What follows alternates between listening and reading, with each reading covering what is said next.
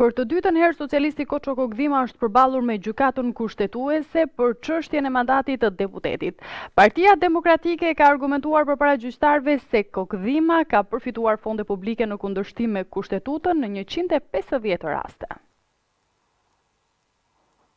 Për të dytën herë socialisti Koço Kokdhima është përballur me gjykatën kushtetuese për çështjen e mandatit të deputetit. Partia Demokratike ka argumentuar përpara gjyqtarëve se Kokdhima ka përfituar fonde publike në kundërshtim me kushtetutën me 150 raste dhe për këtë arsye duhet i hiqet mandati, duke theksuar se nuk është i rëndësishëm momenti i lidhjes së kontratës.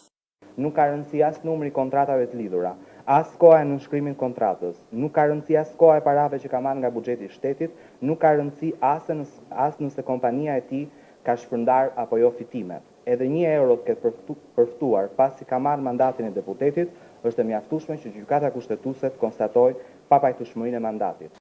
Por avokati i deputetit Kokdhima ka